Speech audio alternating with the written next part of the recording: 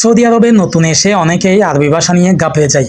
আসলে আপনি যদি ছোট ছোট কিছু আরবি শব্দ জেনে থাকেন তাহলে অনায়াসে আপনি কিছুটা হলেও আরবিতে নিজের অভিমত প্রকাশ করতে পারবেন।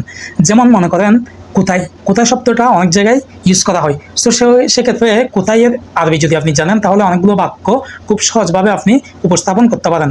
যেমন কোথায়ের আরবি হচ্ছে ওয়েন বা আইন বা ওয়েন।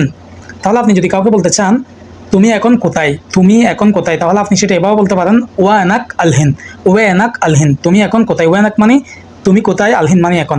বা অনেকে এভাবে বলে ওয়েন ইনতা আলহিন, ওয়েন মানে কোথায়, ইনতা তুমি, আলহিন এখন। তাহলে ইংরেজিতে এভাবে বলবেন হয় আর ইউ নাও, হয় আর ইউ নাও।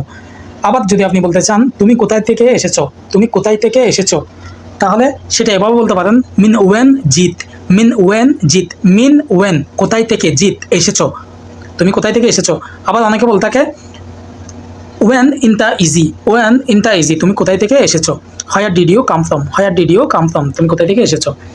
আবার আপনি যদি বলতে চান আমি আসতেছি তুমি কোথাও যেও না, আমি আসতেছি তুমি কোথাও যেও না, তাহলে আপনি এভাবে বলতে পারেন আনা যাই, আনা মানে আমি, যাই মানে আসতেছি। লা তারোহ আইয়ু মাকান, লা তারোহ আইয়ু মাকান, লা তারোহ তুমি যেও না, আইয়ু যে কোনো মাকান, কোনোখানে যেও না বা কোনো অন্য কোনো জায়গায় যেও না। তাহলে আনা যাই লা তারোহ, আমি আসতেছি তুমি কোথাও যেও না, তার মানে I am coming don't go any where, I am coming আমি আসতেছি ডোন্ট গো এনি হোয়ার, কোথাও যেও না।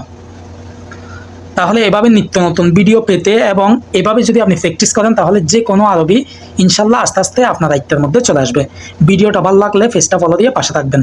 সবাই ভালো থাকবেন। আসসালামু আলাইকুম, মা আসসালামা।